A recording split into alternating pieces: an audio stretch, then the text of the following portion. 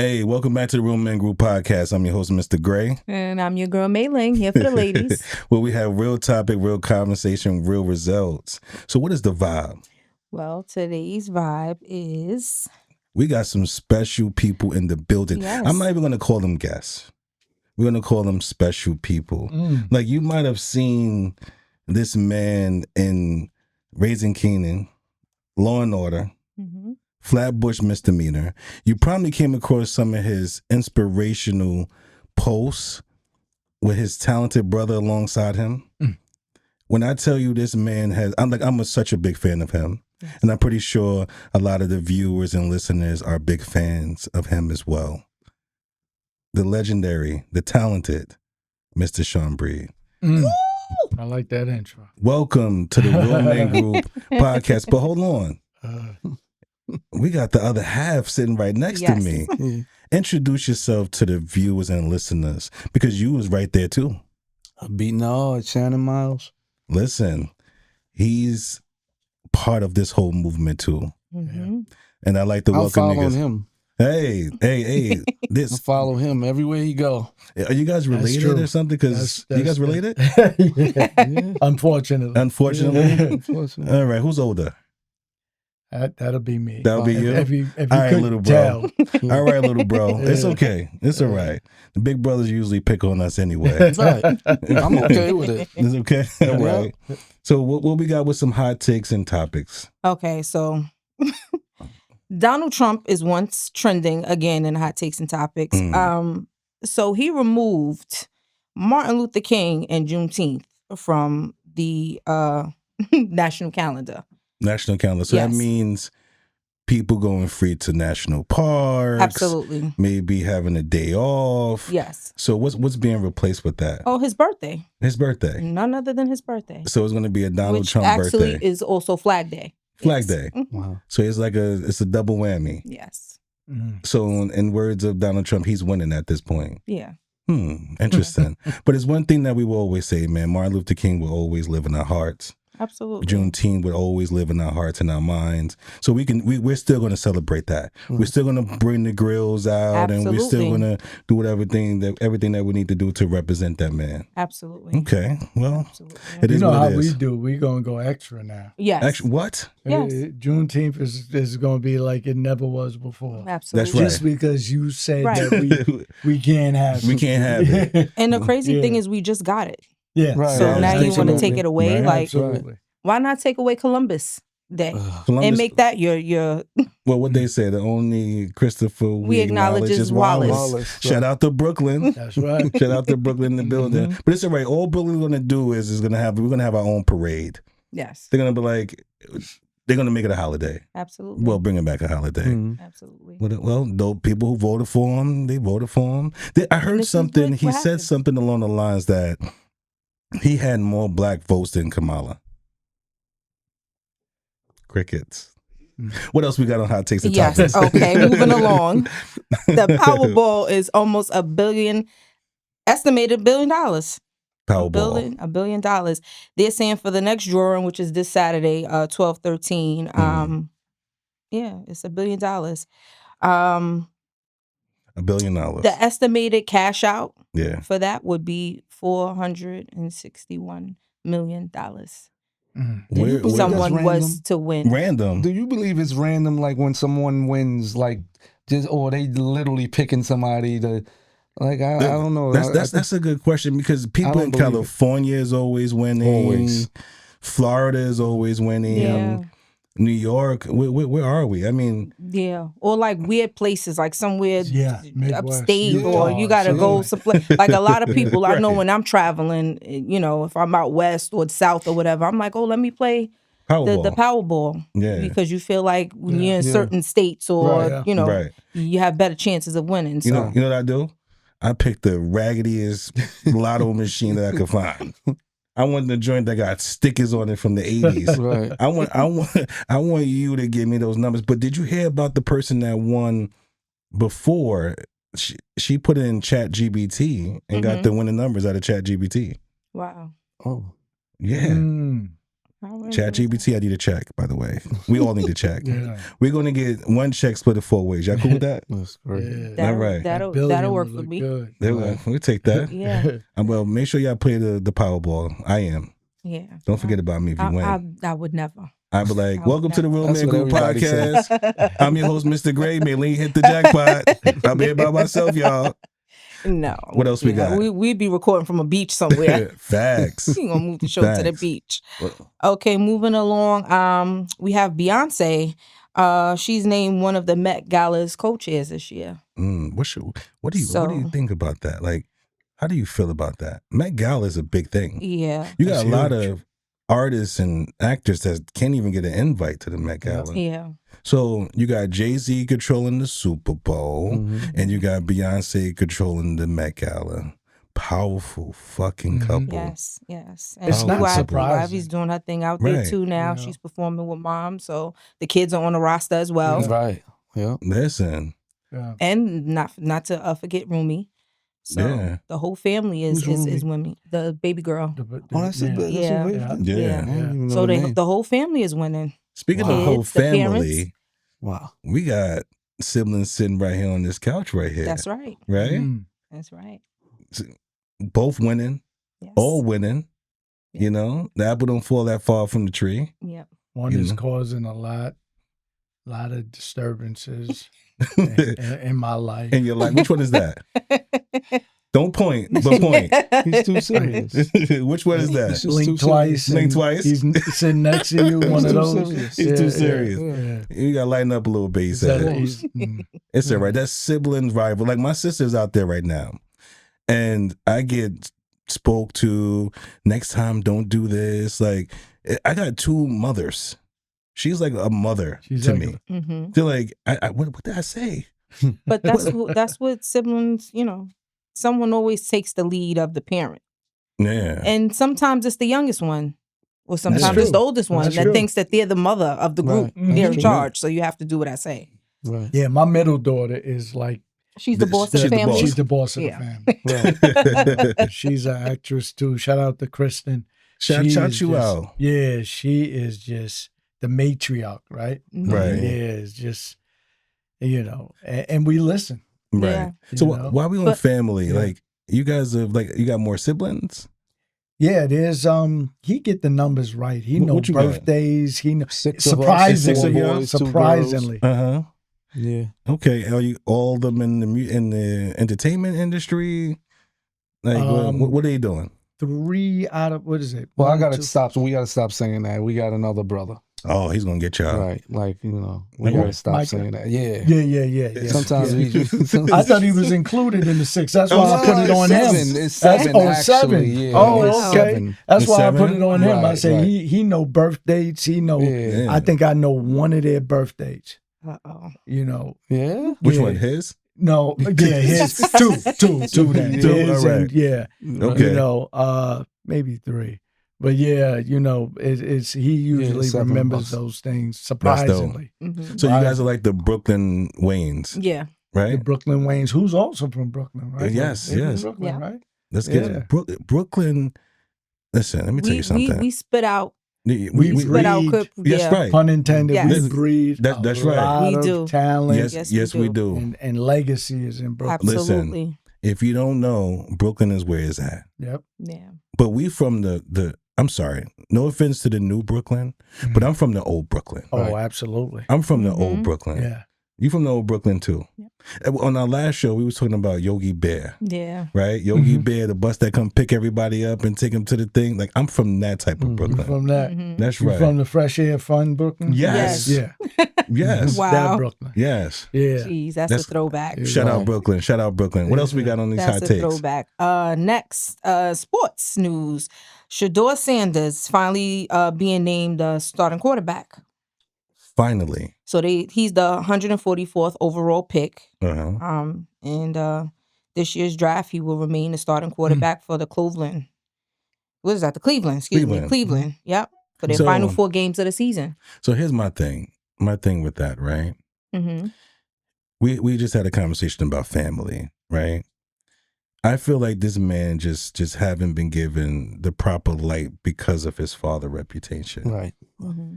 You know, just like Jay-Z and his kids, and you know, we got to grab somebody's coattail.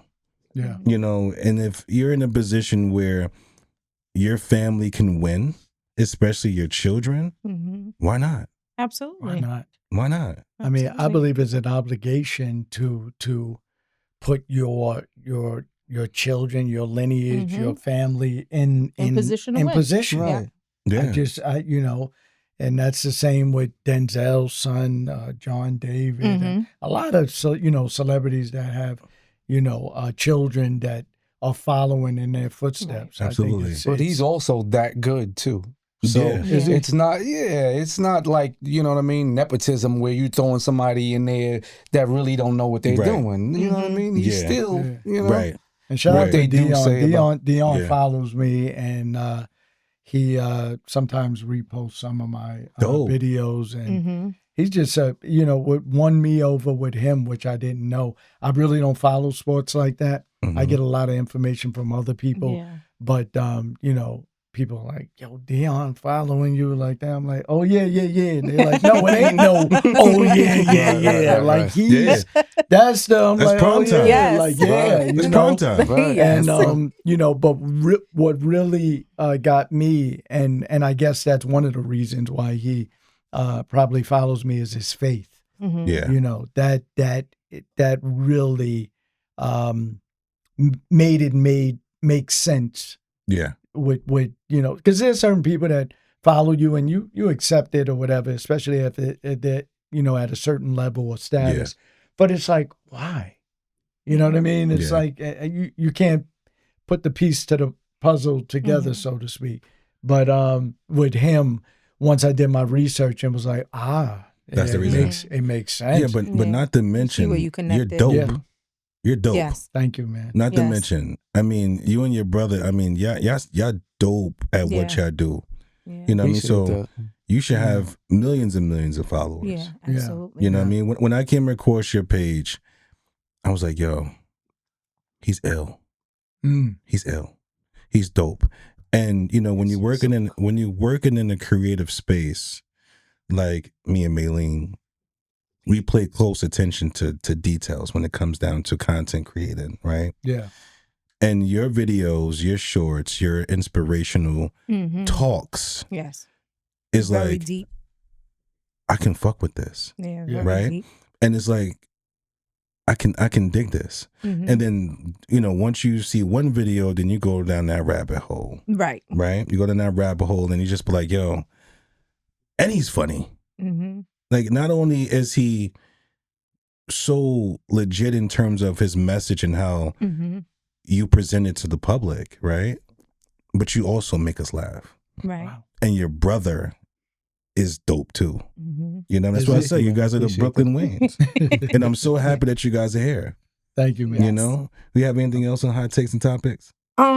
So Zoran Mabdani, he appointed my son I saw that. as his new advisor on his criminal team. Listen. And I don't think that the people are too happy about it because my son has a criminal history. So Okay, when that's I would say maybe a little more than 10 years ago, maybe 11 years ago, I was at the King's Theater. Case, the singer, it's a good friend of mine. He had a show in the King's Theater and he invited me out there. mhm. And I had the opportunity to meet my son there. And during the time he was just released from prison. And I had a conversation with him. We spoke about it. His vision, his thought process on how the justice system should be. Mhm. You know, he was speaking bail reform during that time. And this was over a decade ago. You know, you have those who invest their time into learning and educating themselves and learning the law. Mhm. I'm not opposed to it. I'm not opposed to it. And the reason why I say that is because he's going to be able to touch a totally different demographic. Right. right? He's going to be able to, because sometimes people listen to those who look like them, Absolutely. right? So he had to create that balance, but Donald Trump is and I was gonna say that you have a felon for a president, and I feel like my son has made his mistakes, and he's went to jail when he was younger. He paid his his dues. He did his time, and he's reformed, and he's come home, and he's been a positive light. So I don't understand, but one of his bars, I remember, I think he was on a record with Mace, Harlem World. He was like, my son, remember me, lefty, gun up on the right palm. I'm shooting niggas in their sleep so they die calm. Anyway. Oh, my son, what's up? What's going on? Yeah, shout out to my son. I mean, you can do so many things, and to choose that path or the path that he's chosen once getting out of prison. Yeah. I mean, now it would seem if someone runs that route, it's like, oh, now you're trying to capitalize off it. But he did it when it wasn't really a thing. Exactly. Right. You know what I mean? Exactly. You could have did many different things legally and still, shined if you wanted to, or made a paycheck or whatever. Yeah. This is typically not the route that you go to financially benefit from it. Yeah. You know what I mean? It's That's more of a not, voice. exactly. It's more of a voice. Yeah. So shout out to my son, man. Shout out my son. I'm so proud of that move. Yeah. And others recognizing that he can be utilized in a way that's beneficial to society. And not to mention, we spoke about this on the previous show. I believe he's the youngest mayor of New York City. Yes. He's the first Muslim mayor of New York City. Yes. So it seemed like history is being generated. So shout out to my son. Shout out to my son. I mean, we shouldn't be in the business of tearing somebody down from reaching different pinnacles in their lives. So hopefully they accomplish their goals. What they set out. Let's get to it. Let's get to it. And last but not least, what we got? Our good friend 50 Cent, Curtis Jackson. 50. All right, let's go. What we got? He's trending. What we got? Okay, he produced the Netflix docuseries. Okay. About Sean Diddy Combs, The Reckoning. Did he do it? Did he didn't do it? Yo, let me tell you something about 50, man. Back in the days growing up, man, we always heard Wu-Tang Clan ain't nothing to fuck with, right? 50 ain't nothing to fuck with. No. Let me tell you something. You get into some beef with 50, you better hide your kids, your wife, your birds, your fish. you better not be nowhere near this man. So, but what's going on? 50 is always trending. Well, he what's says going on? that the whole objective of this was to provide a platform for victims and a truthful narrative. Okay. So I didn't see it. He explores Puffy's legal troubles and features some never before seen footage if you haven't seen it. I saw a few clips. Definitely worth seeing. You got to see that whole thing. Did you see it? Yeah. How was it? Bad. Bad? Yeah. For Puffy, it was definitely bad. It's something that you'd be like, if this really happened, this man, it's a monster. He's a monster. So I got to just keep it real like that, I mean, and for him to have access to that type of footage. 140 hours, he said. That's insane. Yeah. That's insane. They always say, man, if it's not in black and white, it doesn't exist, right? It's not true. In this day and age, if it's not on camera, it doesn't exist. And if you're saying that there's so much footage with that, it's crazy. Yeah, my and I don't get too involved in current events or whatever. And, I just think that if a lot of people was, cameras were on them and microphones was on them, I think that there'd be a lot of dirty laundry. It would show people in their true light. But from my experiences with Puffy on a personal level, it wasn't good. You know what I mean? And, on a it was more obviously on the business level. I ain't get that close to be at any parties. We're going back late 90s, 2000s or whatever, where it was I remember the first time that I really ran into him and we interacted was the New Music Seminar. Okay. When they used to have that in New York City, and everybody was there, and I was one of the MCs that was battling. It was me, Supernatural. I don't know if you remember Supernatural, Mad Skills, myself, and some others, and just the energy that it. Shout out to Clark Kent. Yes. He was the one that basically I had to audition for, and they brought me in, but it wasn't good. Wasn't a good experience. Yeah, it wasn't good energy, as what he gave off.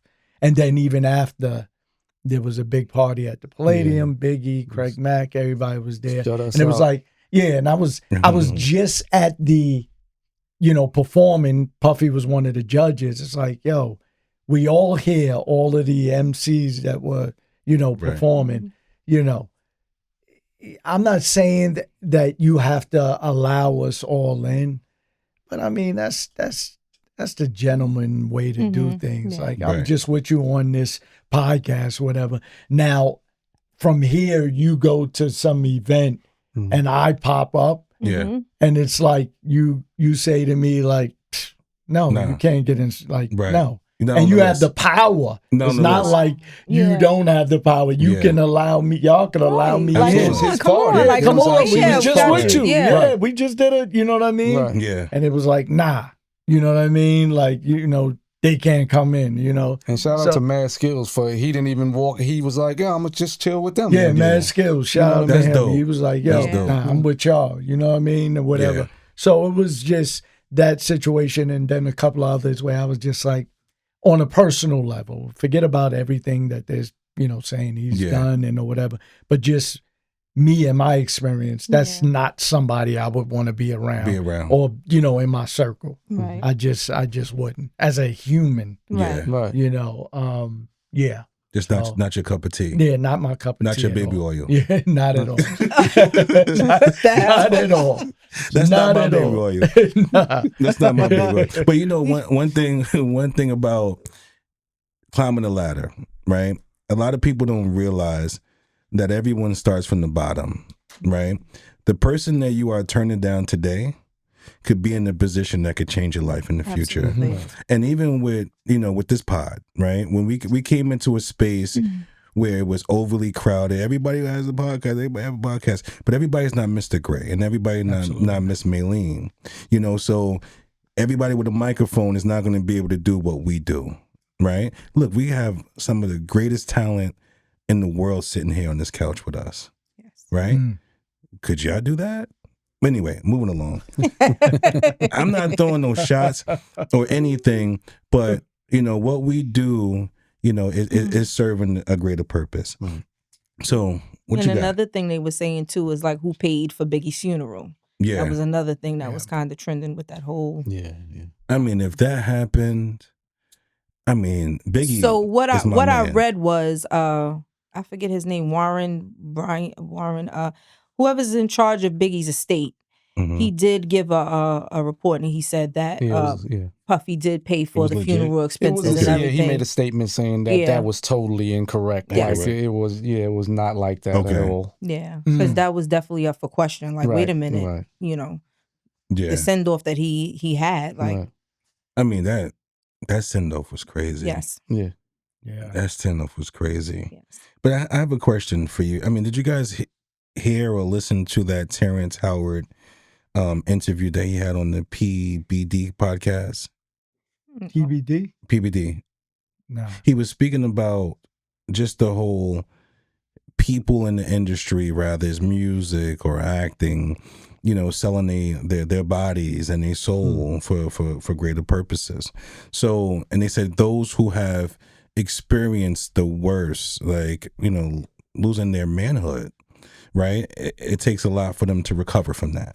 So, artists like Justin Bieber, Orlando Brown, those people are forever scarred. Like, in your travels of being in the industry, the door to the door to the door, like everybody is saying. Is that anything that you have experienced? No. I think that the people that I roll with, the cloth that I come from, Brooklyn, Staten Island, Queens, all the boroughs, New York. I think that sometimes it reads a certain way to other people. Yeah. And I'm not by any means, I'm a totally different person than I was 20 years ago. You're talking about somebody that stayed in cuffs. Yeah. Probably every month. Get locked up, stay for a month. I'm in cuffs again, back to the county. Totally different person now. So, but the where I come from, I think people in short will try what they think they could try. Absolutely. They know who to try it with. They know who to try it with. And like I said, I'm not somebody that you would initially point to and be like, yo, don't try him. I'm just not, I don't come off like that. Like, oh, that's a gangster. But the people I was around, the situations, Brooklyn bravado that comes out or whatever, it's like, I don't want that. I don't think that's safe. I don't want that smoke. Yeah, I don't want that smoke. Yeah. And then the people he's with, and it just so fortunately, I didn't have to through my naivety, if that's a word. I like that. We're gonna coin that. We're gonna they made up LOL, so yeah, right. We're gonna put that in there.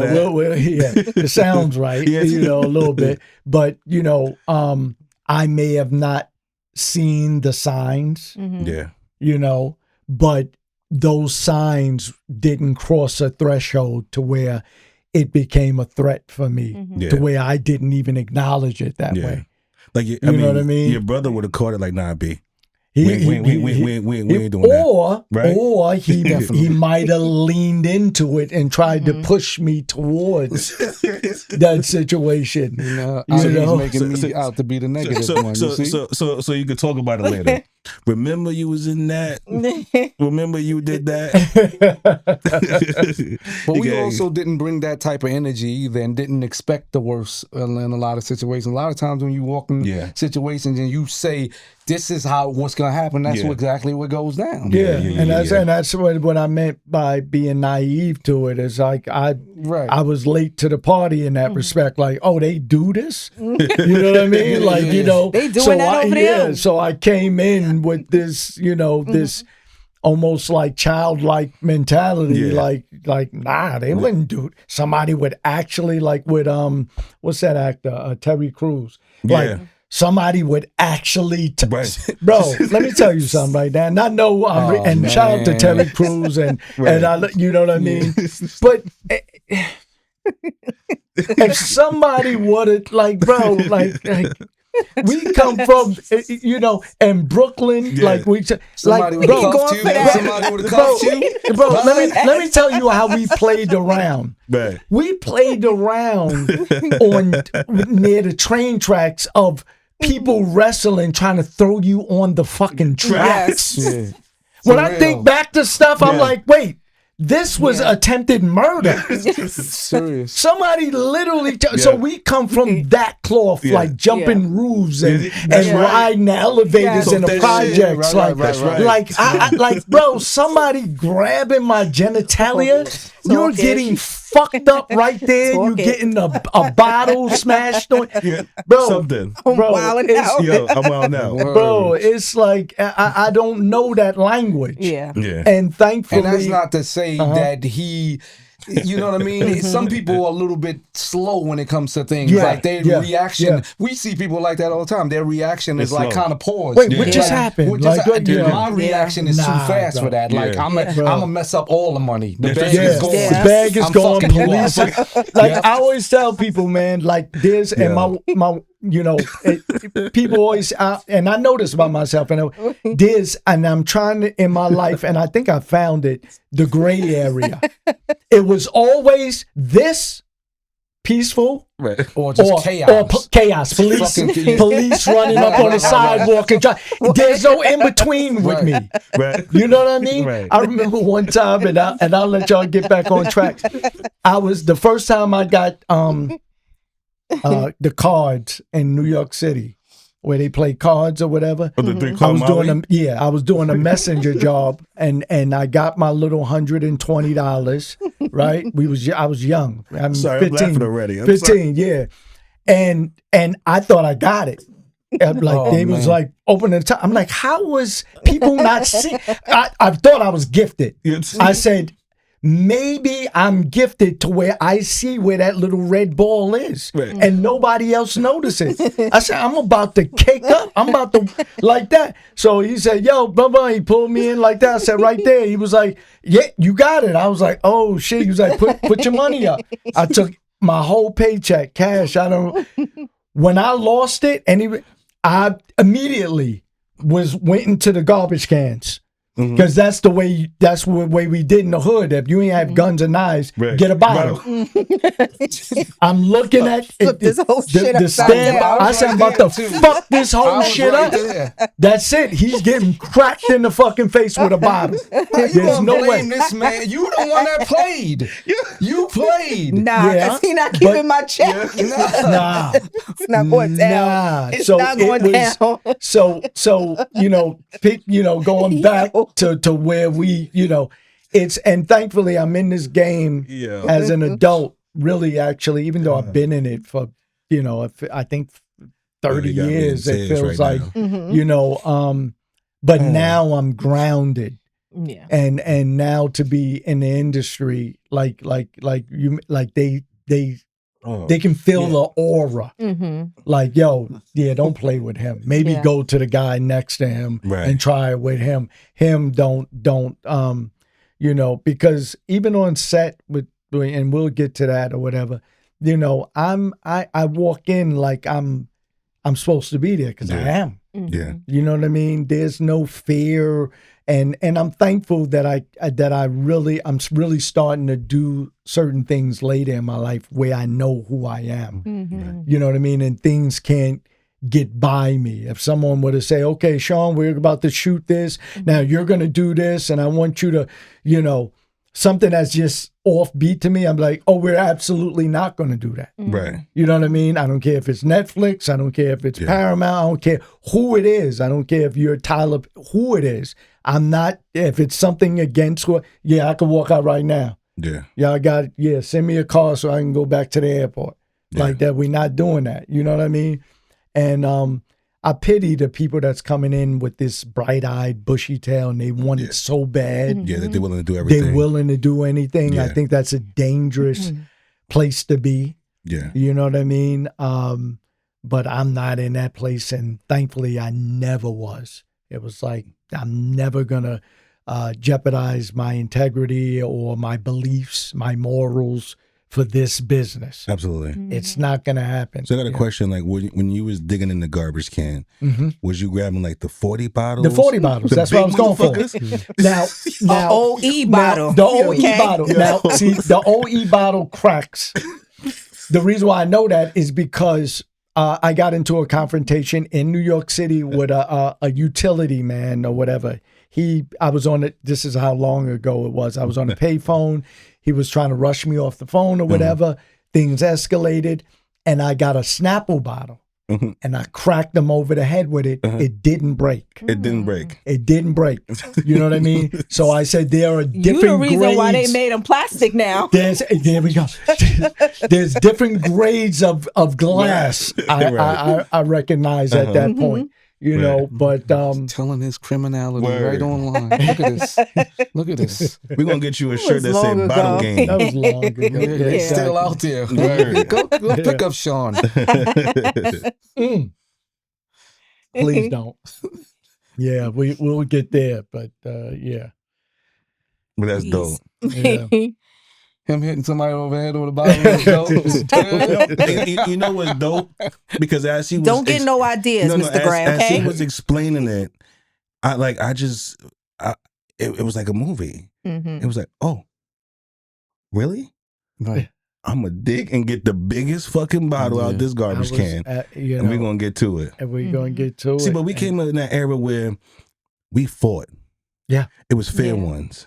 Absolutely. You know what I mean? You can get washed up today and y'all could be on the basketball court tomorrow. Right. Tomorrow. It's just how it was. That's right. you know, and I wouldn't have any other way as far as how we grew up, how I grew up. I wouldn't. I think it builds character. I think it builds so much in a man. I only could speak from that perspective, but I just think that it when you put it in perspective and you really utilize it in the right way, absolutely, then it's salvageable. Yeah, even as harsh as we grew up, you can actually take it and salvage it and kind of like resubmit it into the world in a different way. Yeah, you know what I mean. So that's what I try to do. I think everybody in the world need to get their ass whooped at least one time. Oh, absolutely. Like you need to get your ass whooped one time.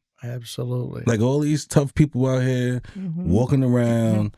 All these YNs walking around, you need to get washed up, scraped, stomped, shirt over your head, ribs hurting, type of ass whooping. Yeah. You know, because like you said, it builds character. Yeah. You know, these kids today don't know what that's about. You know, they run into the guns and the weapons and the knives and all that stuff. Yeah. Get your front tooth knocked out. Right. Then come see me. Get picked up. See, this is where it started with me and him. Right, this is where it started. It was, I forget the year. There was an altercation that happened. It was somebody that was talking reckless with my sister, and I won't name names. We rush up to the situation, and we started to squabble. And dude grabbed me. Excuse me. He grabbed me? He held my arms. Right? He held my arms. He grabbed me, held my arms. I couldn't move. Him grabs the dude and the blame me comes. At the same time. This is where the blame game comes. Lifted us both up and slapped, with the exception of, here's the problem, I couldn't break the fall. Right. So the dude had me. He grabs both of us. Slam, I fell on my face. I broke my nose, bust my lips, broke my teeth, everything. So basically, you're just saying I'm a strong man. That's right. Listen, that's your brother and your bodyguard. he be sizing everybody up like, I could lift that motherfucker up. Right? That's right. He came and looked at me. He was like, yeah, I could slam him on his head. I could slam him on his camera. Nah. I'm here. I'm right here. It's all right, man. That's what brother's supposed to do. Give him some love. Fuck that. You know what I mean? And I got a crooked nose to this day. So. That's all right. It build character. You know what I mean? Build character. Man. But let's get to it. Okay, so while we're on the topic of 50, the pioneer, the multi-platinum, acting, producing, author, how is it working with 50 Curtis Jackson? I haven't had the privilege of working with him. I was on the show, obviously, Raising Canaan. And I appreciate the check, 50. Whatever camera I'm on. I appreciate the check. But I think 50, I love the opportunities that he gives people. Yes. Absolutely. And people may say, well, what opportunities? I mean, there's, especially when you're a showrunner and you're a show producer, you have, close proximity to the casting directors. And a lot of things reach you. Some things don't, but the thing about 50 that I love is that it's not about the name. Right. Because, he has the income, he has the budgets, he can get just all names, but he breaks artists, and he's done that in music. He's done it with G Unit. Yeah. He could have easily grabbed people from different sectors or different sections of the country that got a name for themselves, and but he talent prevails with him. Yeah. And I think that's dope. It's like, no, you got the talent. That's it. And it's crazy because Law and Order and 50 Power was on my kind of like your vision board? My vision board. Okay. Right, literally Law and Order, any show from Power. Yeah. That was, and I got them, I booked them, maybe it was months apart. Mm-hmm. You know what I mean? So I'm very in tune to that whole thing about having a vision and really becoming so almost obsessed with it to where it comes to fruition. Talk that. Yes. Yeah. You're supposed to. Talk that. That's one thing Definitely that supposed to. that's one thing that, you know, my family always say about me. When I'm locked in, I'm locked in. I'm laser focused. Like, Yes. she said yes. You are. Am I? Yes, you like, are. Listen, He's because on my phone 1, 2 o'clock in the morning. He's sending me stuff, and he's like, Yeah. "Listen, and I'm like, Yeah, that's him right there. Yeah. I'm sleeping. But you Can know I what? call Listen, you you sleeping now, but when you wake up, you're gonna see it. Yeah, but And the thing is, while I'm sleeping, you're up working. Yes, I am. You're working. So But- my thing sometimes is like, when do you sleep? I don't sleep. Because you're passionate about Yeah. it. Like You Sean know, just said, yeah. you know, you're obsessed with it. So you're always Obsessed. like, every moment that you get, you're working on your craft. Why waste it? Why waste Right. it? Why waste it? You know what I mean? We all got 24 hours, right? Mm-hmm. You know, people always look at where a person is, how successful they are, the things that they have. You know, you got so many people being jealous and envious of what you have. But what are you doing with this 24 hours? Right. Right? What are you doing with your 24 hours? Absolutely. The difference between you and a millionaire waking up at 7 o'clock in the morning is what you do with your time, right? You can either sit there and bullshit and procrastinate. Men, y'all could run around chasing women. Women, y'all could be caught up chasing men and wondering why you're not achieving your goals is because you're not locked the fuck in. Right. That's right. You're not locked the fuck in. I'm locked in. Yes. The only people that could take me out of this lock is my children. And if my family need me. So I'm fully locked in. So speaking about being locked in with you, Mr. Breed, what roles are like off the table for you? Off the table, and it's crazy. There's a new possible management company that I'll be getting involved with. Not new, but added on to the management that I already have. They asked me the same question day before yesterday. I wouldn't be too comfortable with being in the act of a rape. Okay. So that would be off the table. And he asked me a very important question. He said, "What about that's just a title? So it doesn't show an act, but let's say the movie opens up and they say, Mr. So-and-so, he's been convicted 2 years ago or 5 years ago, 10 years ago for rape." I said, there's a gray area. That's possible. That's possible where, you know, because it is acting, and as long as there's something within the story that that it's beneficial for the viewers, you know, something that I don't like to do shallow stuff where it's just because I get a lot of independent filmmakers that contact me and they're like, "Oh, so you're doing this," and you know, and they'll send me the script and I'm like, "Okay," and then what? I get shot or I kill somebody and I go to jail. Then what is what is this? And everything doesn't have to be a message, you know, but how is someone going to feel after watching this? Either way, good, bad, indifferent. Does it spark a conversation? Does it, you know what I mean? I can't just do shallow, hollow stuff. You know what I mean? So if being titled as a rapist or something that I probably wouldn't touch. You wouldn't touch. But if I did, because there was a bigger Message behind it, then, you know, anything is possible. You know, but I got to feel comfortable with any role. And sometimes I'm not comfortable. But for the most part, I like to feel like, okay, I can ease into this role easily. You know what I mean? That being an abuse, being a pedophile, absolutely not. I got 3 daughters. I absolutely not. You know, that's something that I most likely wouldn't do. And you know, to be honest, being playing a homosexual, that's not in the cards for me. So let me ask you a question. Yeah. So would you wear a dress to be in the movie with Denzel Washington? No. You would turn that down. I would turn that down. It just,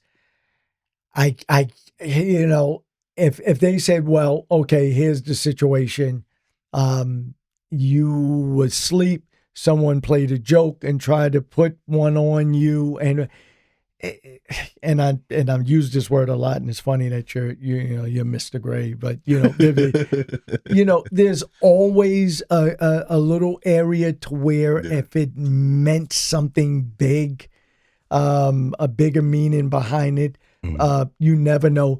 But I would probably be 99.99999. Bro, would you allow that? 9. What about you? Would you allow that? How much is the bag? Nah, he said, yo, put that fucking dress on. Nah, I don't. What we talking about here? It would have to be some. There's a lot of actors though that I didn't look at like it was something bad when I like Tootsie and stuff like that. Yeah, when who was that? Robin Williams, right? Mm-hmm. That was it was Robin. Wait, Dustin. No, that was Dustin Hoffman, right? Dustin Hoffman. And Robin Williams played the way he was the Mrs. Doubtfire. Yes. So the story to me is a good story. See, that's a beautiful it's story. Still a good story because he's trying to get back with his kids or whatever like that. Yeah. But just to do it for just like flimsy something. That's a good example. Really, Mrs. Doubtfire, he was trying to get closer to his kids, and it was like by any means necessary. That's so dope. That was dope. I need to watch that again. Yeah, it was. I missed all of that. Right. Right. That was dope. So not in Nutty Professor where he played the different characters. That's another one. I think that was dope too. Like he played the grandmother. He played the mother, the father, the grandpa, and he played the mother, father. He played the uncle or whatever. So he did play different characters. It wasn't just that, and it wasn't. It was done. Tastefully. What about white girls? Marlon Wayans trending right now. Trending right now. 50 Cent trending right now. Would you do a role like white girls? White chicks, right? White chicks. I can't see a script coming to me at this point in my life right now where I say yes, I'll do that. I can't. This is me talking on this day and this hour right now. I don't know what the future, where I would be at. But right now, I would probably say no. Yeah, no, I'm not. My trajectory as an actor is mainly dramatic, even though people find me funny or whatever. My training is dramatic. Acting, it's acting in general. I don't think you can be trained as a dramatic actor, but most people see me in that light. Casting agents, movies that we'll get to that, movies that I've done that will be released in the near future. I noticed that. I even said that to myself. I was like, wait a minute, wow, I play a certain character. I don't think I'm typecast, but I play a certain character. Mean, just always mean. That's mean ass nigga. That's basically what it's been so far. But even in that, especially in the newer stuff, even in the what he would say meanness, there's some layers behind it. Yeah. And I try to do that with most of the characters, even if it's not in the script. Who is he? Where did he come from? What was his upbringing? And some people, they're like, wow, you go that extra yard. Yeah, I gotta build. It's almost like, taking Lego and putting it together how we used to do and build a cat. You gotta build it from the ground up, and I think you feel it, when it's on camera. Like there's something going on behind what's going on. That look that he gave that person, there's something behind that look. You know what I mean? There's and we do it as humans. Somebody walks in a room and it's like, hey, what's up, man? Like that. What was that? Why did you say what's up and then look down right there? There's something behind that. You know, he reminds you of somebody, the energy that he came in with. Or he could just be like, I don't really fuck with this I really don't fuck with him. You know what I mean? But I'm going to say hi because you just walked in the room. Exactly. Yeah. You know, and there's a lot of, I get into, not discrepancies, but I'm one of those type of people, no matter what set I'm on, Law and Order 50, it's like, wait, okay, why would I do that? Well, you know, and Denzel said it best. You know, he said, film and television is a director's medium. Stage is an actor's medium. You know, you really are who you are as an actor on stage, as opposed to, and I remember firsthand, I'm like, no. And then I analyzed it and I said, nah, he's right. You know, especially more stuff that I've done. It's like, yeah, get the line out, get the intention out, the objective, and then come on, let's move on. Yeah. Whereas an actor, we take it a lot more serious, you know. So I'm the guy that's like, wait, hold on, before we, you know, start. Why would I grab that like that? And you know, sometimes you can tell that it's annoying. They're like, well, it's just, I mean, just grab it, and then we move on. No, but there's, you know, I'm one of those guys that's like, no, but why? Why would I? You know, and they said, I think, and my acting teacher said it, and then also the great Viola Davis said it, never stop asking why. Why? Yeah. Why would I do that? Well, because you always come in the store and you grab the candy bar like that. Yeah, okay, but why do I do that? Yeah. Well, because you always, but why? Why? Before the store, before coming in the store, why do I do that? Why do I grab it and maybe tap it twice? Right. Let me build that story. You know, maybe growing up I did it, or I saw my uncle or my father do it. You know what I mean? So I'm one of those people. It's nothing wrong with being inquisitive. Yeah. You know, I tell my son this all the time. I mean, in the early part, it was very annoying. Why? And then it just dawned on me. It's like, because he's trying to learn. He's trying to learn from me. Absolutely. You know what I mean? So you can ask me as much as you want, as many questions as you would like, because it just shows me that you're eager to learn. Absolutely. You know, and for you to still have that model today at this big age, because we're all big agers, right? Is that a word? Yes. Can we coin that? Yes. Okay, big agers, right? I like you know, at this big age. At this big age, you know, there's so many things that, you know, I tell people all the time, you never stop learning. No. You know, all my friends and followers, subscribers, oh, you're really good at what you do. I'm like, I'm still working. I'm still learning. Absolutely. Thank you for acknowledging where I'm at now. Yeah. But I'm never going to stop working on myself. It's a teacher-student spot. Yeah, I'm student learning the game. as well as, you know, teaching. You teach what you know, and then you take as well. I learned from you, watching you. You do? Yeah. Wow. We learn from each other. Yo, y'all mastered the art of not looking in the camera. Like, yo, these fucking dudes is dope. Yo, he be sitting there like, camera be right there like, I'm not gonna look at that shit. You know? And I'm really dope at that. You know, and I guess you taught that on set. And, you know, you can mess up a whole shot looking in the camera. Yeah. You know what I mean? Just one glance, cut! You looked in the camera. It's over. God, it's over. It's over. You know, so you kind of stay away from that. You know, I'm seeing these cameras move around. Well, you know, it's intimidating. But that's dope. I stay away from He's not intimidated by nothing. Man, he's scared of nothing. That's super dope. Did you guys see the movie Sinners? Absolutely. Okay. Well, you did. I didn't. You told me to see it. See the movie Sinners. You gotta see that movie.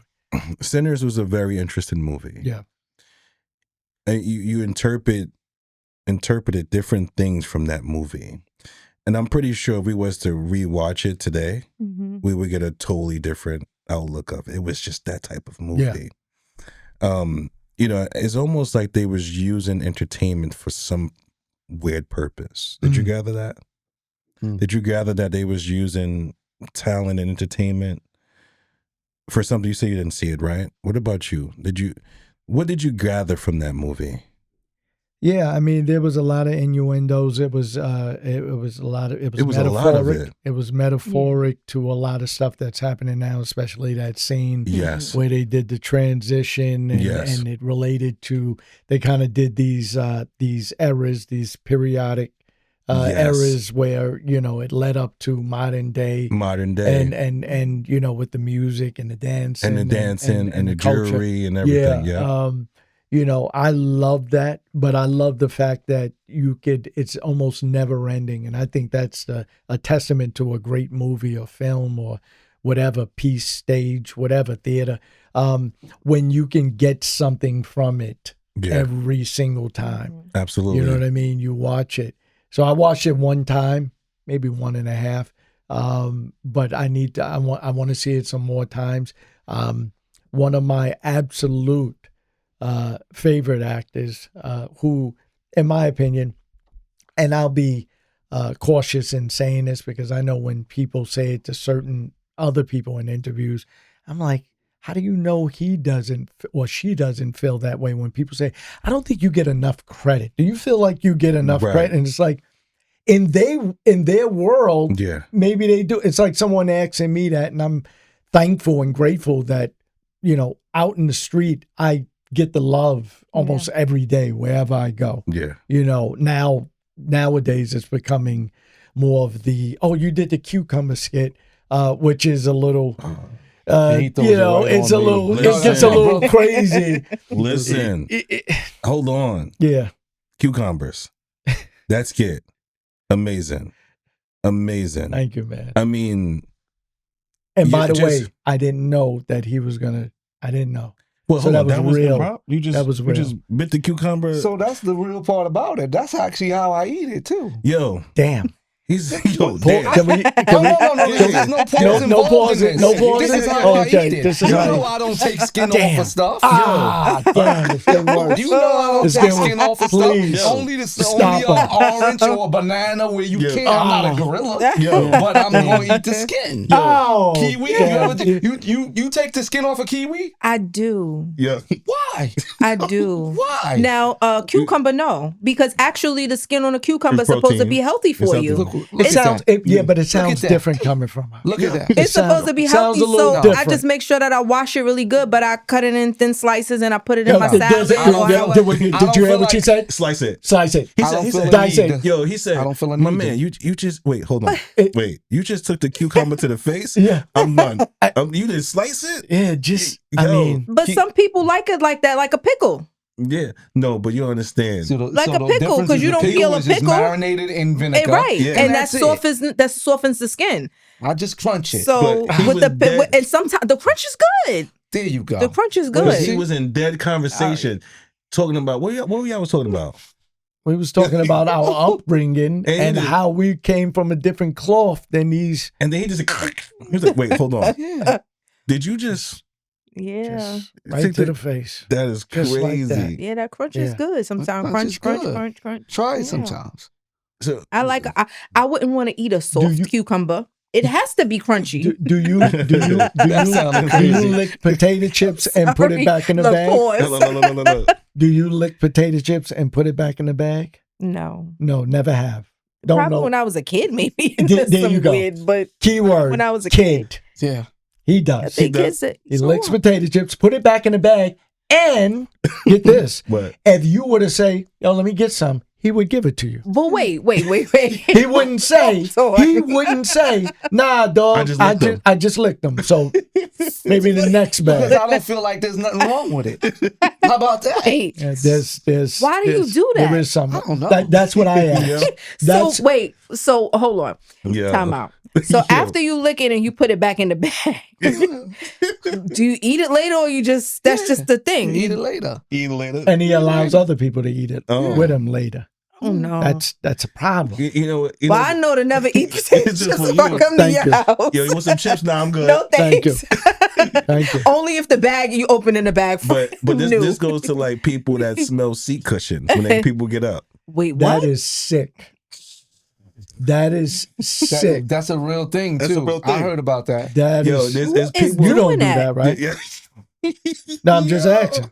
I don't know. Get up. Yeah, they be sitting like, I can't wait for Mei Ling to get up so I can smell that seat cushion. Oh, that's crazy. It's people that really do that's it. Crazy. You know when I first saw that? I saw that. I don't even know. I saw that on the Breakfast Club interview. somebody got up. I forgot who it was. I think it might have been Mariah. And Charlemagne said, he said something to that effect. That was the first time that I heard. Yeah. What you say? I can't wait to smell her seat. I'm smelling that seat cushion. I'm just telling y'all now. I'm smelling that seat cushion. It was something like that. And that's the first time I heard of it. I say, man, we got some sick people in the world. That's insane. Yeah. Well, licking tater chips, putting them back in the bag.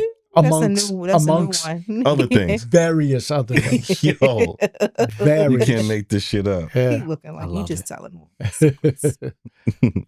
So typecasting.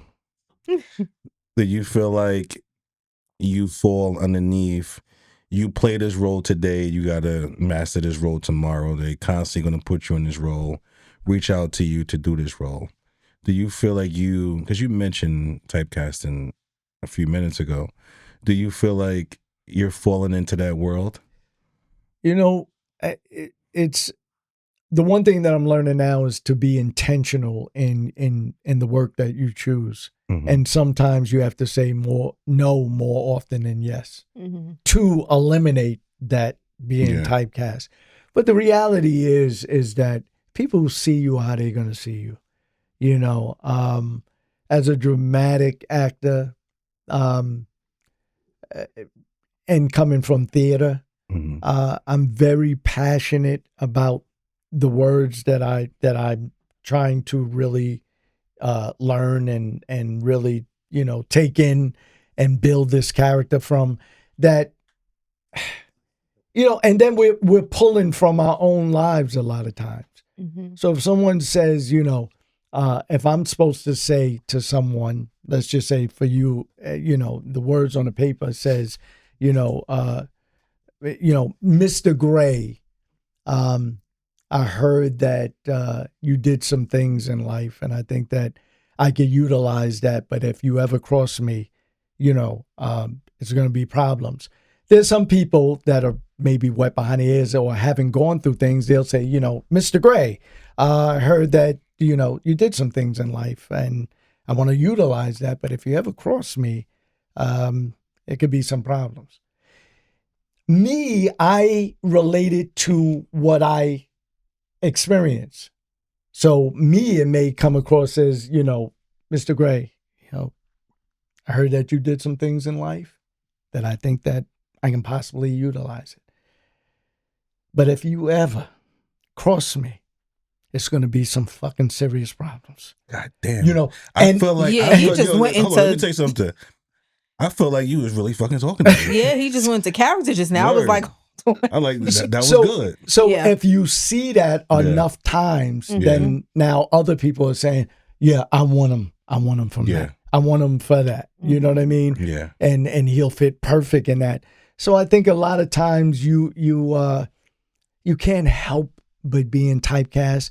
And the question after that would be, do you care enough to deny a check or deny a project because of that? You remember the guy who played Bobby Brown on the New Edition show? I can't remember his name. Please forgive me. You know, he was on another podcast, and it kind of like devastated him to a certain point. Like he was like, I want to be able to show what I can do behind the camera, and everybody wants me to be this bad boy.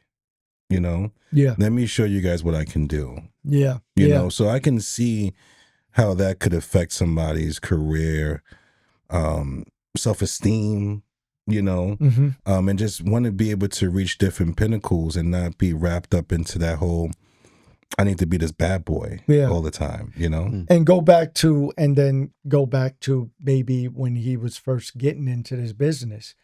Were you thinking that way at that time? So a lot of times what happens is, I think in life in general, we get accustomed to certain things.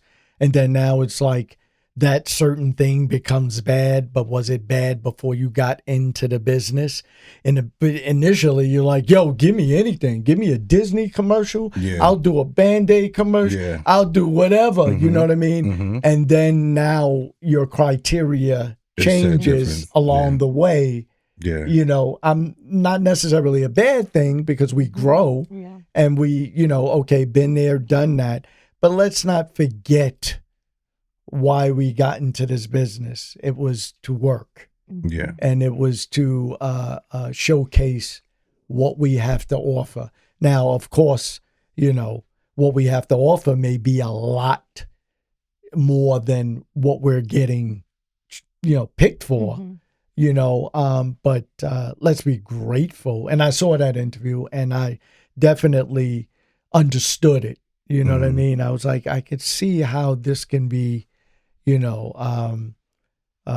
it could be not fulfilling as an artist. Yeah. You know what I mean?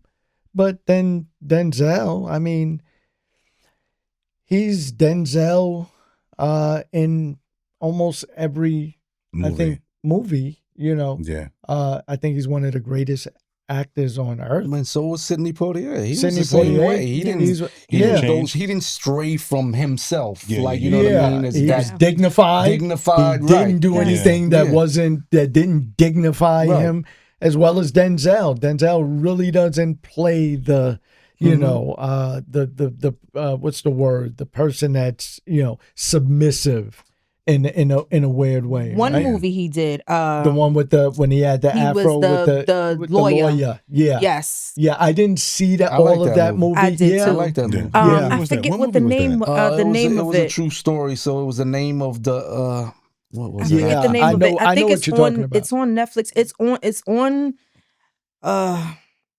some channel. You can find it. I forget what the name of it is, but he was a lawyer. Right. Yeah. Yeah, I know exactly. He turned in his client for the reward money. And they winds up killing him at the end. But you have to just watch the whole movie. Just incredible. The way he's going through the whole movie. He's nerdy. Incredible. He's dropping papers. Like he's, you know. Yeah. They're like, I don't want this guy to represent me because they looking at him like, what is he gonna go in there and do? But I'm going to jail if this guy represent me. Right. But speaking of Denzel for a second, you know, you spoke about why you felt like Deion Sanders was following you was because of faith, right? So this goes to like the Book of Eli. Like we're on the topic of Denzel.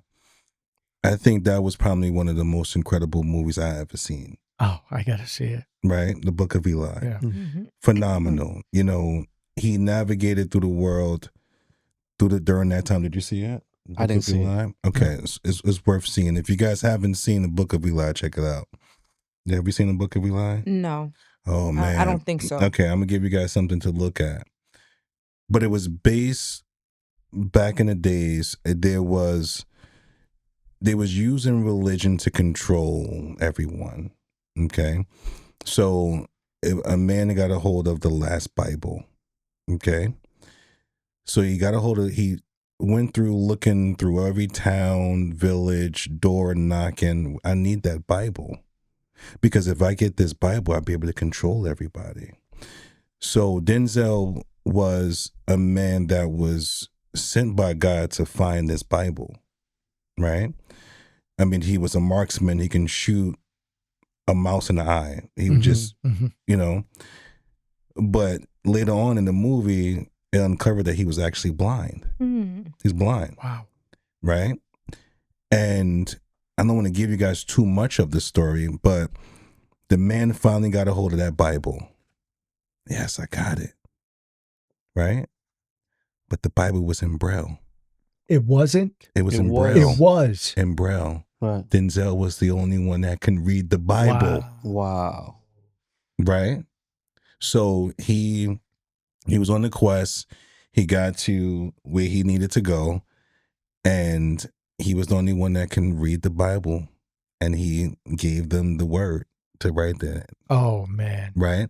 So I say that to say about Denzel is that I was able to see a totally different type of Denzel. Okay. You know, he wasn't that, all right, Yeah. okay, all right. Yeah. You know what I mean? Yeah. He wasn't that equalizer Denzel in that movie. So it's something you guys should go take a look at. Definitely. You know? Definitely gonna see that. But even John Q was a little bit, you know. Yeah, he showed a vulnerable he was side. vulnerable, because of the Right. situation. His son, With the son. You know, speaking of Sidney Poitier, I I was just in Alabama shooting. Shout out to Alabama. Yeah, you like Alabama? I do. I got roots in Alabama, in Birmingham. I do as Birmingham. well. That's where I was. Find out we cousins. And one of the people that I was with, she's directing A Raisin in the Sun. So I'm like, I got to audition. Well, hold on. Diddy's behind that? Huh? Diddy's behind that? Absolutely I'm not. just asking for a friend. Absolutely not. I'm just asking for a friend. You know, I'll be auditioning for that shortly, but actually the audition was supposed to be today. I'm like, oh shit. I said, I got other engagement. So they moved it for me. Give me 1 second. Yeah. He decided to come to the Real Man Group podcast. I'm sorry he didn't audition for you. Right? Big things brewing here. Yeah. All right? Yeah. He's Shout out to Brooklyn. Brooklyn love. All right, continue. He's gonna get and so, you know, Sidney Poitier obviously affected me as an actor and as well as Denzel. I heard him mention that. But yeah, so Raisin in the Sun, one of my all-time favorites. Nice. Yeah. Congratulations. Yeah. Well, I ain't get it yet. No, you got it. But You got it. Yeah. You got it. You know, speaking about auditions, Yeah. I've seen that you have done a BMF trailer, right? Was that before you land the role on Raising Kanan or after? Good question. I gotta go back to that. Might have been before. Before. Yeah. So, and the reason why I'm telling you that is because you're saying you didn't get the role yet, but you got the role. Yeah. So you shot that BMF trailer and you was able to land something underneath the Power umbrella. Yeah. It's phenomenal. Great work. Yeah. Thank you, man. And when I get auditions, you know, I'm past the part where it's like, I hope I get it. I really, you know, obviously it's a good thing if you do. Just getting the audition and getting the opportunity to audition, to be to seen. work. Because when I'm doing the audition, I'm actually working. Yeah. You know what I mean? So that in itself is good for me. You know, whether I get it or not, that's the bonus, you know, but just auditioning is good enough for me. Yeah. Well, thank you for being here today with us. Yeah, you could have been anywhere in the world, but you're here with us today, right here. Right here. And I appreciate both of you guys being here. Thank you. Appreciate both of you guys. What's next? Wow. I did a phenomenal play, which turned into a movie called Hood Book with the legendary Fred Hammond. I was waiting for this. Let's talk about when it. Fred called me for something else years ago, 5 years ago, I think. And he reached out to me via, you know, DM on Instagram. And we didn't grow up in the church. I don't know the church lingo, world, culture. I don't know. Mm-hmm. You know what I mean? So I didn't know who he was. I saw a blue check. I saw that he had, you know, almost 1 million followers on Instagram, a couple of million on Facebook. So I did my research. I said, okay, Stella award-winning, Grammy award-winning. This guy's a big deal, you know. And so he said, what's your number? He calls me, and it was late night, you know. I think it's an hour behind in Texas, but it was like 1 o'clock in the morning, my time. And we sat on the phone. He's like, you know, question, do you act? I said, yes, you know, because he known me from the motivational stuff. From the skits. And he would repost a lot of the motivational stuff. And other people would, you know, as well, legends, you know, people would repost me or whatever. And he said, you know, I got a part for you and this thing that I'm doing. That didn't work out, which happens a lot of time in his business. So I was like, all right, that's done. I guess that's over with. He's like, yeah, I didn't get the budget for that, whatever the reason was. He said, but I'm going to keep you in mind for something else. Cut to almost a year later, he calls me back up, Hood Book. It's a modern day rendition of the story of Adam and Eve. Yes. And it's done in a way through a child's, a teenager's eyes. And the way it's delivered to him is in a way that he can understand. So not so much, verbatim, Bible verbatim, but more of modern day lingo and slang that he can understand. Absolutely. And the child was the teenage guy was in a foster care system, and he was aging out, or he aged out, and didn't believe that God loved him or even knew of him, and he was questioning whether God existed.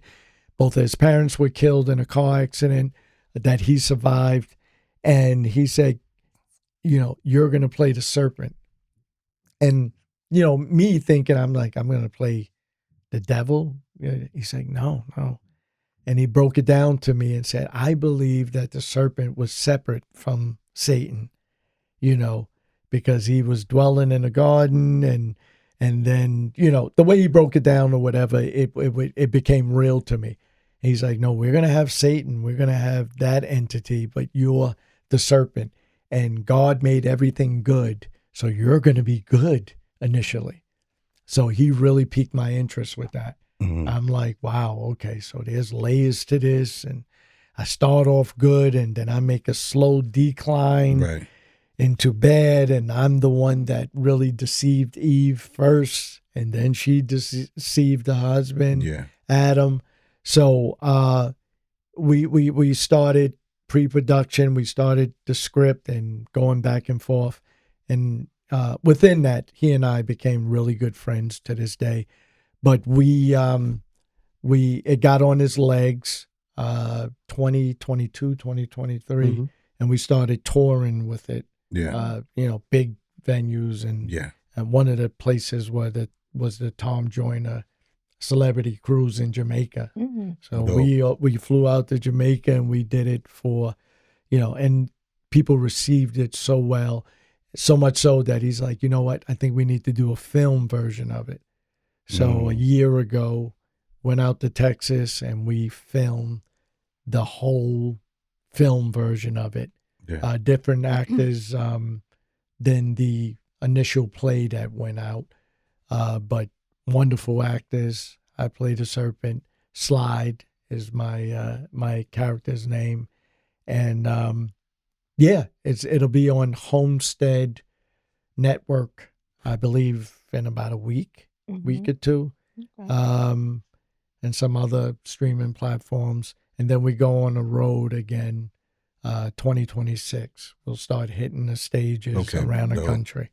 I saw one of the clips from the plays, and I think you was going back and forth with Eve.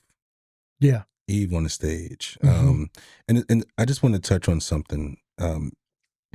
So the young man lost both of his parents, right, in a tragic accident. And it made him question, is there really a God, right? There's so many people walking amongst us that have suffered so many losses in their lives, rather it's losing a loved one, a parent, a significant other, and even losing a job. They'd be stuck with those questions like, yo, do God really love me? Is he really there? They say a lot of times like the devil shows his face more than God do, right? Because evil is amongst us all the time. So it's very interesting, and I'm curious to see how this movie is going to be able to connect with those who not looking at the traditional reading the Bible and scriptures and stuff. So this is pretty dope. I'm very, excited about that, and you seem very passionate about this project. There's hurdles, and there's that he's going through behind the curtain. Things that investors that were involved, and people backed out, and then other investors got involved. And I've done many projects after that. But my heart, because I know where his heart is with this project and what his intention is, and I'm talking about Fred Hammond. He wants to touch people and reach people that normally wouldn't be reached in a traditional manner of opening up the Bible. A lot of people are like, oh, this is Wizard of Oz stuff. This is fictional. Like, there's a whole bunch, but, and it's not as plain as it's written we know that there are things behind that. There's an intention behind what most people see. You know, whether you believe that it happened for real or that. My thing is there had to be a first human beings. So let's start from there. You know what I mean? There had to be one man and one woman at one point. You know, just logically. Yeah. You know, people can add on and be like, well, they came in from space and they were aliens. We're not getting into all that. Was there one man and one woman that got together and procreated another human being, which spawned into others and to where we are now? That's logic. You know what I mean? And within that logic, there had to be things that happened. You know what I mean? There had to be conflict. There had to be, you know, bad intentions. That something had to get in the way. Absolutely. You know, and you know, a lot of times people like to be specific. It's almost like mentioning a color. Well, there was a color, and then people, well, but what color? Yeah. Don't matter. It was a color. Color. What we know as colors. Red, blue, green, who cares? Yeah. It was a color. You know what I mean? And that's where people like to get, you know, and we've gotten that backlash from others in the Christian world. Well, it's not, but there's the intention, the objective. There's something behind. There's a meaning behind. Who cares? Oh, you know, there wasn't a worldwide flood, and I may not even believe that. Maybe why does it have to be worldwide if there wasn't? Here's my critical thinking, right? Even as a child, well, why does it have to flood the whole world if there's only just a? Why do we have to flood America, Germany, Italy if people are just only residing in France? Right. Why? We wouldn't even know. Right. There's people not even living there. So that was my thinking. But I said to myself, don't get ahead of yourself, Sean. Sometimes you're too smart for your own good. Who cares if it was a worldwide flood? What's the meaning behind the flood happening in the region or the part of the world that it did happen? What was the reason behind it? Oh, because morally people were in a decline and there had to be repercussions for it. You know what I mean? Maybe it's just that. Don't add on, don't take away. It was just that. You know what I mean? So when Fred came to me with this thing, I knew that with Hood Book, I knew that there were going to be people dissecting it. And so, yeah, even when we did in Jamaica, after the show, and we're on the ship, the cruise ship, you know, people were literally with me like, oh yeah, stay away from me. Right. You was Satan, you was a serpent. Don't say, you know. And you know, it was, you know, I laughed at it, but now I was like, wow, people really take this. They take it to heart. Yeah. So, Sean, what do you want your name to represent in the industry? In the industry, I mean, just someone that stands for something, someone that first and foremost takes his artistry serious. You know, I'm like you when it comes to that. It's if you're gonna do it, do it. You know, why stop? Why stop? Do it. Reach the pinnacle if there is one, and there isn't one. But I'm constantly trying to push the envelope, so to speak, and reach the you know, pinnacles. The pinnacles of where I believe that I could go and touch people in a way where it's like, you know, I remember seeing The Color Purple, one of my favorite movies of all time. When I left the theater, I was scared to death because I was so young. I was like, oh my God, it was so much to process, you know, but racism, slavery, you know, it was just so much being estranged from children, even though at that time I didn't have children, but how does that affect somebody? The acting, direction, everything. It was so much. I was changed. Yeah. walking out of that theater. You know, when you wake up the next day and you're just like, you're still thinking about the movie. You're like, oh, shit. Like, I still use quotes from The Color Purple. You know what's my favorite one? Wait, hold up. Don't say it, let me, because it's probably from Danny Glover. From Whoopi, I would guess. Everything you do right by me, right there, right? everything you done to me gonna be done to you. Already from done to Color you. Purple? What? You told Harpo to beat me. That was Oprah, right? Yeah.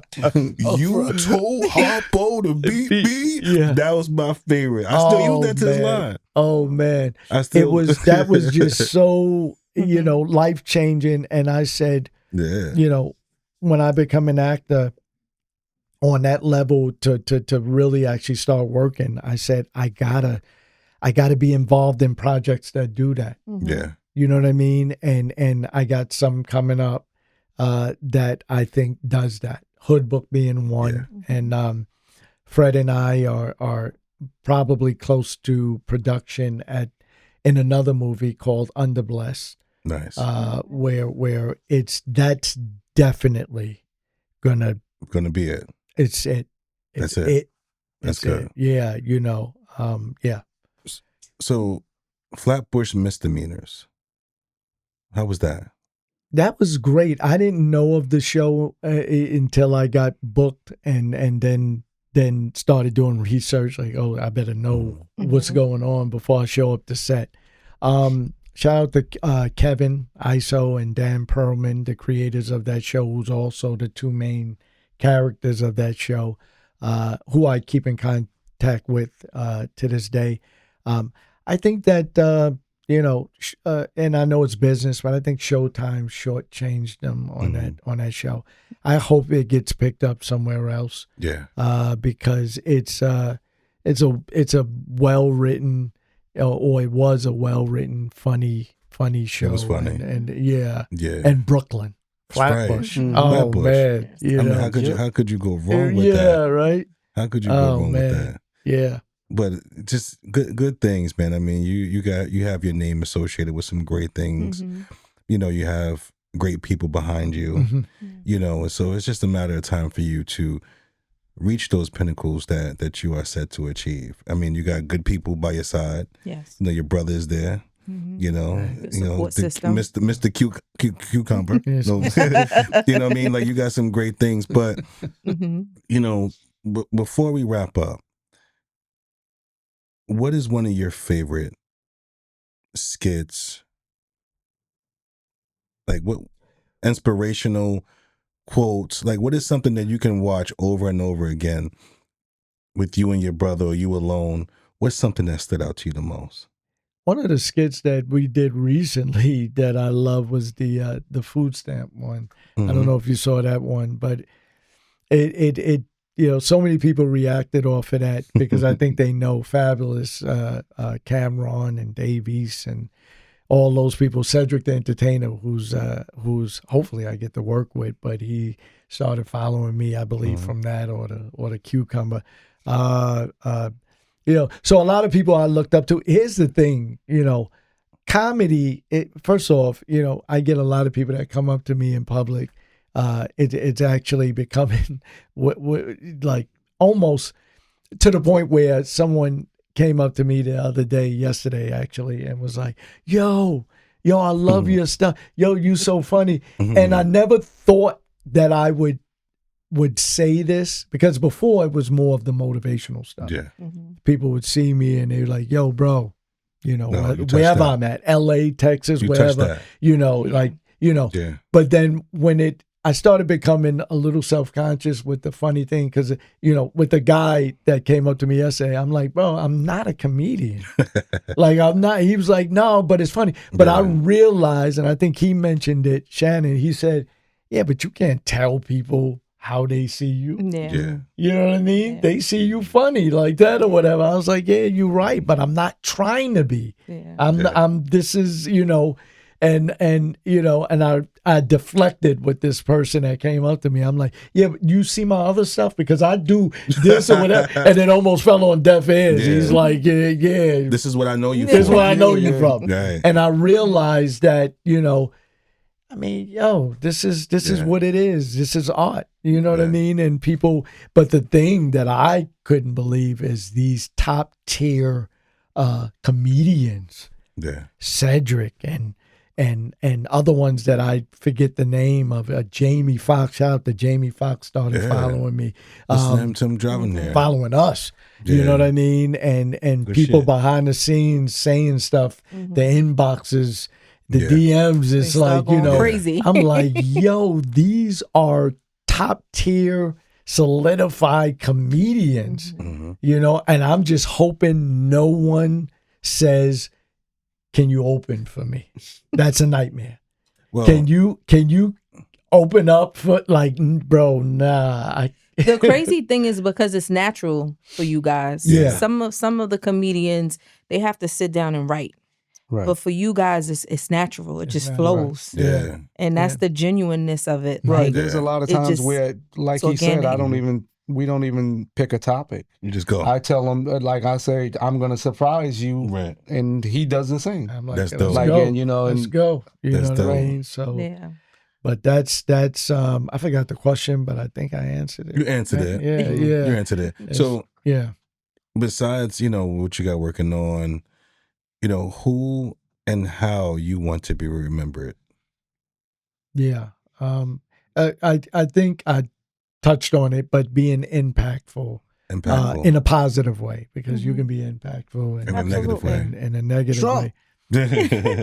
You know, I think you got it covered all across the board, from, you know, your comedy skills that you're not meaning to be funny, but it's just naturally there, to the acting, to the motivational and speaking that you put out. I think that is really dope. One thing that you said on one of your posts that you put up, you touched on basically you can't hold on to the past and move forward. You have to let go. It's like with the monkey bars. You can't hold on to the monkey bar and then, you know, you got to let go of this one to go forward. You know, and I just think that that's so true. It applies to everyday life. Like you have to push forward. You can't hold on to the past and try to move forward. You have to look ahead to go. So absolutely. And a lot of people ask me, you know, they say, yo, where did you get this from? And I don't, you know, as far as the knowledge, I don't think it comes from, we all, you know, especially us, you know what I mean?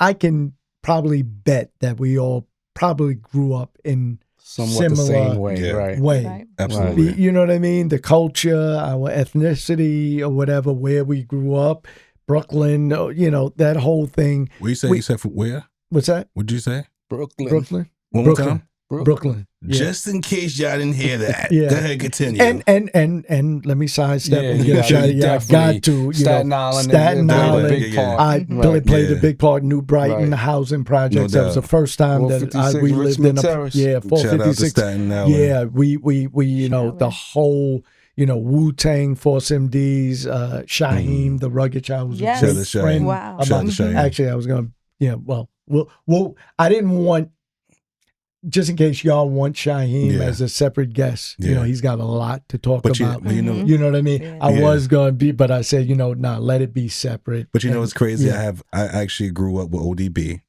But you know what? We're going to say this for another show. Yeah, let's see. Yeah. We're going to say this for another show. Let the viewers know where they can find you. Well, if you haven't found him already, he's all over the internet, but let them know where they can find you. Sean Breed, I think on most of the platforms, at least Instagram and TikTok, SEANBR, that's my camera, BREED. I think my government name is the only one I use on Facebook, which is Shannon Myles. Got it. That's you'll see Shannon Myles in the credits on any television or movie that I do. Let them know. Yeah, but Sean Breed, Shannon Myles. Yeah, he don't need to give you his. Broski, go ahead. Let him know, Not Broski. at all. I'm just it says nobody on the no, because they gonna wanna see the cucumber. A lot of people don't realize the name. When you see the words, the letters put together, it's beating odds. BEATNDAODDZ. Did I give you that beating name? Odds. No, you didn't. Absolutely not. I gave you that. That was my my production company name under ASCAP. And Got then, it. oh wait, you did say you did say you should be beating the odds because we beat the odds. Right. We Okay, I'll give him that one. Listen, wow. I would love to have you guys back on the show. Yeah, definitely. Yo, You guys are fire. I love this, man. Because we Thank you, baby. because You we guys are fire. have I love it. we have so many things to touch on, man, and just keeping us updated as to like what your journey is like. And I would love to have you guys back again. Yeah. All right. And God is great. Definitely. Yes. All the time. Great. And we Yeah. want to hear more of story from you about him. Oh, I got a lot. All right. Oh, it's bad. You might not want to come. So You might not want to come here. So, ladies and gentlemen, thank you for tuning into the Real Man Group podcast. I'm your host, Mr. Gray. And I'm your girl, Mei Ling. And to the next one. Peace. Later. Peace.